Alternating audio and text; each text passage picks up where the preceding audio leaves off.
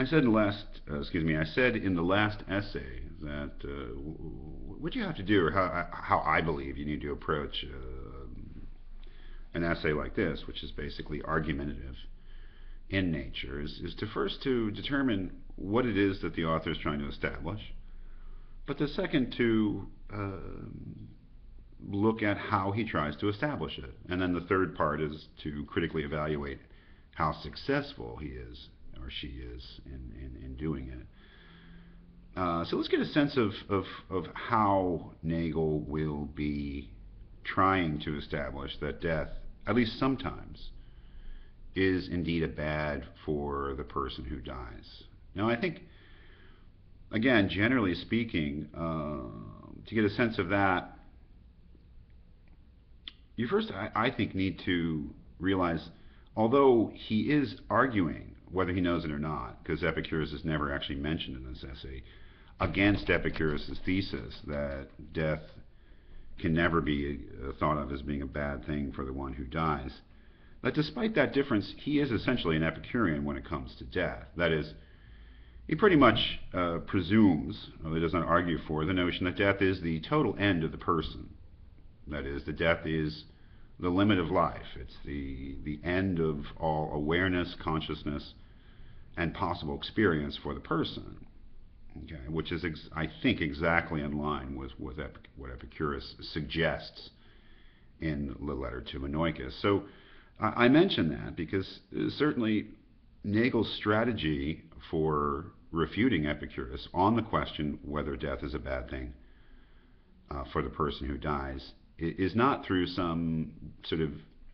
revisionary theory of death, that is, some theory which would differ significantly with regard to what death is from Epicurus. That's not the way he goes about it. His strategy, as we'll see, is to look at the question of what it means for a bad thing to happen to somebody, and what our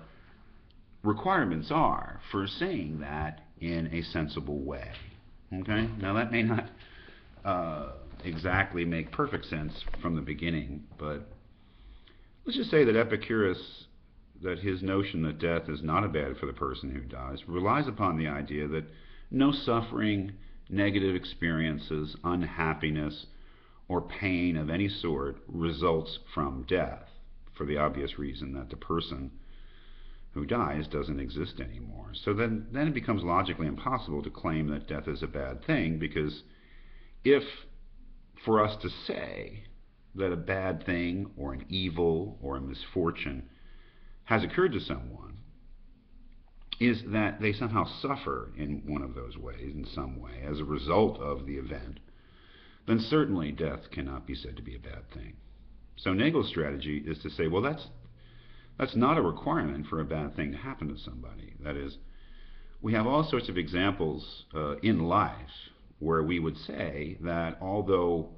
the person's not aware of the event, although the person does not therefore mind the event, and the person does not suffer because of the event, that we would say, nevertheless, that a bad thing has happened to somebody. Now, if he can establish that through his examples of things like betrayals and deceptions and deterioration, where we'll see that there's a very important hypothetical he gives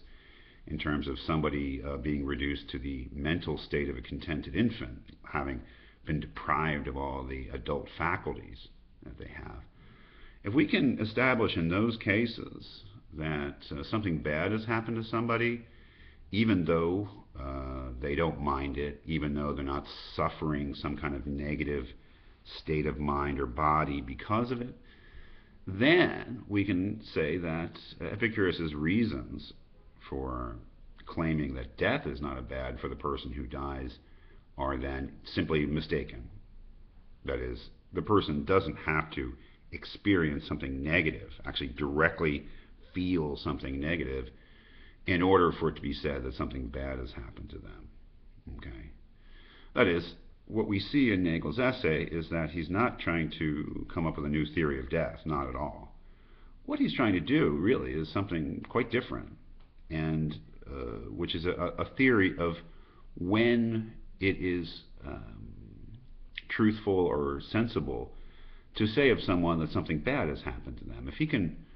revise the conditions of that, then he can argue against Epicurus that death is in fact a bad thing.